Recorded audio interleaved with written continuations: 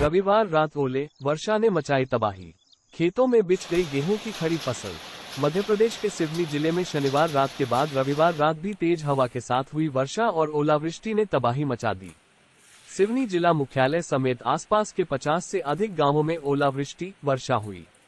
छिंदवाड़ा मार्ग पर पड़ने वाले 15 से अधिक गांवों में किसानों के खेतों में लगी गेहूं की खड़ी फसल खेत में आड़ी होकर बिछ गई। सुबह जब किसान अपने खेत पहुंचे तो बर्बाद फसल को देख सकते में आ गए। बहोरी, लखनवडा, सरगापुर, संगई, जैतपुर, कमकासूर, थरकाखेड़ा और किशनपुर समेत अन्य गांवों में फसलों को ज्यादा नुकसान होने की आशंका जताई गई है। इन गांवों के किसान रतिराम सनोडिया, दिलीप सनोडिया, घनश्याम, नारायण सिंह ठाकुर, गजराज सिंह ठाकुर, जगदम्बा ठाकुर और श्रीराम बघेल ने बताया है कि एक दिन पहले तक उनकी फसल खेत में लहलहा रही थी। वहीं रविवार की रात मौसम की बेरुखी से हुई ओलावृष्टि से खेतों में लहलहा रही फसल खेतों में बिछ गई है। फसल में आई गेहूं की बालियां भी ओले की मार से टूटकर खेतों में ही बिखर गई है। किसानों ने बताया है कि खेतों में लहलहा रही जिन फसलों को देखकर वे खुश नजर आ रहे थे, अब उसी फसल को देखकर उनके माथे पर चिंता की लकीरें आ गई हैं।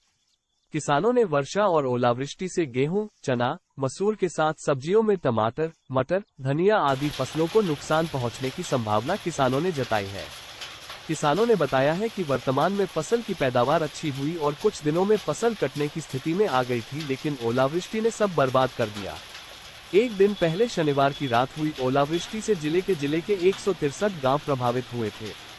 वहीं अब रविवार की रात हुई ओलावृष्टि से प्रभावित गांवों की संख्या और नुकसानी का दायरा बढ़ सकता है। सोमवार को राजस्व अमले ने प्रभावित गांवों में पहुंचकर फसलों की नुकसानी का आंकलन करने की कार्रवाई शुरू कर दी है।